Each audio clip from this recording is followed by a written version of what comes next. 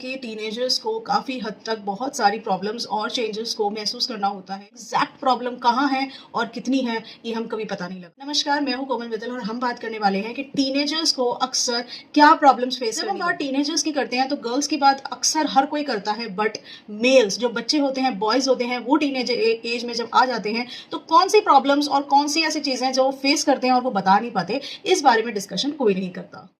सबसे पहला तो उनका प्रॉब्लम होता है स्ट्रगल टू एक्सप्रेस। वो अपनी बात को एक्सप्रेस नहीं कर पाते, शर्म आती है उनको, वो अपनी बात को रख नहीं पाते, उन्हें डर लगता है, फियर, एंजाइटी, ये सारी प्रॉब्लम्स उनको अपनी एक्सप्रेशंस में ही आ जाते हैं कि मैं अगर अपनी बात को रखूंगा तो कहीं मेरा बात का मजाक ना बन जाए, कहीं मेरी बात को लेके कोई मेरा मजाक ना उड़ा दे। इस तरीके की बातें उनमें डर पैदा करती है और वो अपनी बात को एक्सप्रेस करके दूसरों के आगे नहीं रख पाते। एक उनकी प्रॉब्लम होती है अकेडमिक परफॉर्मेंस। अकेडमिक परफॉर्मेंस अगर उनकी अच्छी नहीं होती है तो अक्सर लोग उन्हें क्रिटिसाइज करते हैं, उनको डिफरेंट नेम से बुलाते हैं और ये लेबलिंग जो उनको एक लेबल मिल जाता है कि ये तो ऐसा है, ये तो वैसा है, तो ये जो लेबलिंग टेक्निक जो बंदे यूज करना स्टार्ट कर देते हैं उनके साथ, उसकी वजह से उनको हैरेसमेंट फील होती है, मेंटल हैरेसमेंट होता है, मेंटल टॉर्चर होता है। बहुत हद तक वो इस चीज को अपने अंदर दबा के रखते हैं और कहीं ना कहीं वो इतने ज्यादा कमजोर हो जाते हैं कि वो किसी ना किसी रॉन्ग अटेम्प्ट की ओर भी बढ़ना शुरू हो जाते हैं। रॉन्ग अटेम्प्ट्स में अपनी वो जान लेने की, हार्म करने की कोशिश करते हैं और सब्सटैंशियल अब्यूज की ओर वो निकल जाते हैं, या फिर वो पीयर प्रेशर में आ जाते हैं। बहुत बड़ी प्रॉब्लम होती है, पीयर प्रेशर उनको इतना ज्यादा दबा देता है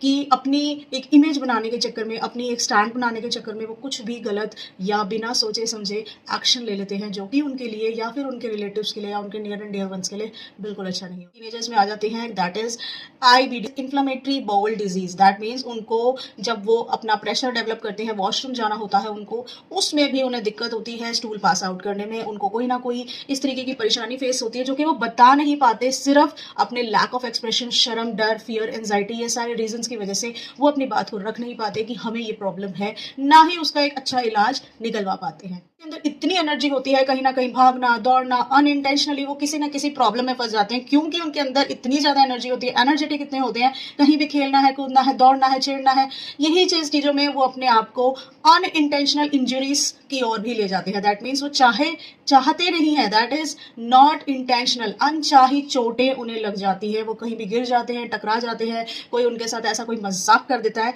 जिसकी वजह से अनइंटेंशनल इंजरी हो जाती है और वो उनको बहुत ज्यादा तकलीफ होती है और कई बार ये इंजरीज ऐसी होती हैं जो लाइफ टाइम हैम्पर कर देती हैं उनको, फिजिकली, इमोशनली और मेंटली भी। एक प्रॉब्लम और लड़कों में ये दिखती है टीनेज एज में आने के बाद, कई बार उनकी बॉडी का साइज ज्यादा बढ़ जाता है या फिर उनकी बॉडी नॉर्मल होती है लेकिन उनके जो चेस्ट पोर्शन है वो ऑलमोस्ट फीमेल्स की तरह भारी हो जाते हैं। गायनेकोमेस्टिया बोलते हैं इसको, जिसमें कि जो ब्रेस्ट पोर्शन है वो डेवलप होना स्टार्ट होता है और वो बल्जिंग होता है, प्रोट्रूडिंग होता है, फ्लैट चेस्ट नहीं होती। तो यहाँ भी बच्चों को शर्म आने लग जाती है और वो बहुत ज्यादा शेमफुल महसूस करते हैं और कई बार लोगों के मजाक उड़ाने की वजह से भी उनका कॉन्फिडेंस बहुत हद तक घट जाता है जो कि उनको मेंटली बहुत डिस्टर्ब करता है। तो ये भी एक कारण होता है जो टीनेजर्स इतना ज्यादा मेंटली हैरेस होते हैं, शर्म आती है और अपना कॉन्फिडेंस लूज करना स्टार्ट करते हैं। वो एलजीबीटी समाज की और उनकी बॉडी की जो ग्रोथ है, डेवलपमेंट है, वो उनको लेके जाने की और प्रेरित हो जाती है, लेकिन उनको डिस्क्रिमिनेशन इतना फेस करना पड़ता है, एक सोशल स्टिग्मा उन्हें महसूस कर हो जाता है, सोशल स्टिग्मा उन्हें फेस करना पड़ता है जिसकी वजह से उनका कॉन्फिडेंस बहुत ज्यादा डेवलप नहीं हो पाता, चला जाता है। कई बार सोशल एक्सेप्टेंस नहीं होती है कि उनके अंदर इस तरीके के कोई चेंजेस आ रहे हैं, उनके पेरेंट्स ही कई बार एक्सेप्ट नहीं करते क्योंकि अक्सर हार्मोनल चेंजेस टीनेज में ही होते हैं और एलजीबीटी के जो उनके अंदर डेवलप हो रहे होते हैं उस समय वो भी कोई अटेंड नहीं कर पाता, कोई इन्हें समझा नहीं पाता, हर कोई कहता है कि नहीं ऐसा नहीं है, वैसा नहीं है, लेकिन उनकी प्रॉब्लम एग्जैक्टली हम नहीं समझ पाते कि वो क्या फील कर रहे हैं। तो ऐसे बच्चे भी टीनेज में आके बहुत ज्यादा ह्यूमिलिएशन फेस करते हैं लोगों की वजह से और पर्सनली अपने आप को समझ नहीं पाते और अपने आप को एक्सप्रेस नहीं कर पाते, तो वहां भी वो बहुत ज़्यादा परेशान होते हैं। तो ये भी एक बहुत ही बड़ी प्रॉब्लम है टीनेज बॉयज़ की। जैसे जो सेक्सुअल हार्मोन्स हैं वो भी डेवलप हो रहे होते हैं और सेक्सुअल हार्मोन्स की वजह से उनके अंदर बहुत सारी फीलिंग्स डेवलप होती हैं, लेकिन प्रॉब्लम ये आता है कि उनको उसके बारे में एग्जीक्यूट किस तरीके से करें ये नहीं पता होता है। सेक्सुअल हेल्थ कंसर्न उनका बहुत कॉमन होता है, उनको ये नहीं पता होता कि अपने हार्मोन्स को कंट्रोल कैसे करना है, एक्सिबिट कैसे करना है, एक्सप्रेस कैसे करना है या मैनेज कैसे करना है। तो वहाँ पे भी वो कई बार इस तरह की गलती कर देते हैं जहाँ पे उनको कोई डिजीज हो सकती है, कोई प्रॉब्लम हो सकती है,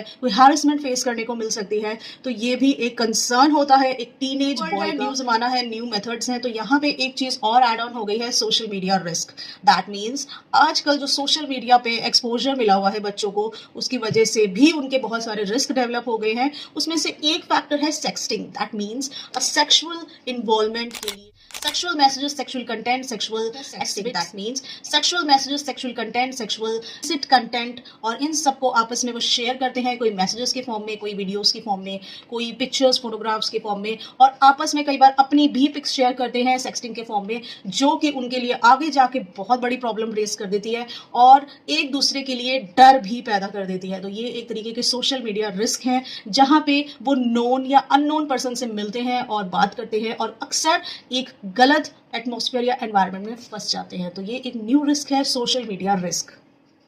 इसके बाद आता है उनका सोशल मीडिया रिस्क में इन्वॉल्वमेंट। अगर वो किसी के साथ इन्वॉल्व हो रहे हैं तो कई बार उनको ये नहीं पता होता who is the right type of partner. At times वो इन्वॉल्व हो जाते हैं मल्टीपल पार्टनर से या फिर रॉन्ग पार्टनर से। तो वहाँ पे उनको फिजिकली, मेंटली और सोशली बहुत ज़्यादा प्रॉब्लम फेस करनी पड़ती है। वो चाहे किसी फॉर्म की डिजीज़ हो सकती है, वो किसी फॉर्म का हैरेसमेंट हो सकता है, टॉर्चर हो सकता है, या फिर किसी भी तरीके की थ्रेट हो सकती है, जहाँ पे वो फंस जाते हैं और लोग उनका बाद में फ़ायदा उठाते हैं। वहाँ पे वो मेंटली वीक हो जाते हैं and they ultimately lead to wrong steps. वो अपनी लाइफ के साथ खेल जाते हैं, अपनी लाइफ को लेने की कोशिश करते हैं और इससे उनको और उनके परिवार को दुख पहुंचता है। दैट मीन्स एक सोशल एनवायरनमेंट में किस तरीके से उनको उठना है, बैठना है, कैसे बात करनी है, क्या करना है, क्या नहीं करना है, उनकी चाहत उस चीज़ को है या नहीं करने की, ये कोई नहीं सोचता है। बस क्योंकि हमें एक सोशल एक्सेप्टेंस बनानी है, इस वजह से आपको इस तरीके से बिहेव करना पड़ेगा। ये एक तरीके का क्राइटेरिया उनको दे दिया जाता है, चाहे वो घर से मिले, चाहे बाहर से मिले, चाहे किसी इंस्टीट्यूशन से मिले। तो वहाँ पे भी टीनेज दबना शुरू हो जाता है और अपने आप को एक्सप्रेस नहीं कर पाता, तो वो प्रॉब्लम फेस करता है। तो ये भी एक टीनेजर की, स्पेशली बॉयज़ की बहुत बड़ी कह दिया जाता है कि सोशली आपको एक्सेप्टेंस नहीं मिलेगी अगर आप सोशली रोगे, आप पब्लिकली रोगे, तो आप एक बॉय नहीं हो, आप एक अच्छे मर्द नहीं हो। इस तरीके की बातें बोल के उनको बहुत ज़्यादा डिमोरलाइज कर दिया जाता है। तो वहाँ पे भी नुकसान होता है उनके इमोशंस का, उनकी सोच का, उनकी आइडियोलॉजी। कुछ हमारे घरों में कुछ सोशल बिलीव्स हैं, कल्चरल एक्टिविटीज़ हैं, कल्चरल रिचुअल्स हैं, कल्चरल बिलीव्स हैं। उन कल्चरल इन्फ्लुएंस, बिलीव्स, आइडियोलॉजीज की वजह से भी जो टीनेजर बॉय है उसके ऊपर एक प्रेशर होता है कि उसने भी उसी तरीके से चलना है, उस चीज़ को फॉलो करना है, उस चीज़ को आगे जनरेशंस को पास ऑन करना है। तो वहाँ पे भी उसको बहुत ज़्यादा प्रॉब्लम होती है एडजस्ट करने में। एट टाइम्स उसे एक्सेप्टेड नहीं होता है जो उसके घर में फॉलो हो रहा होता है, तो वो वहाँ पे भी अपना दिमाग बहुत ज़्यादा स्ट्रेसअप करके बैठ जाते हैं और उस चीज़ की वजह से उनके ऊपर एक नेगेटिव इफेक्ट पड़ता है। तो बहुत ज़रूरी है कि आप इस चीज़ को समझें।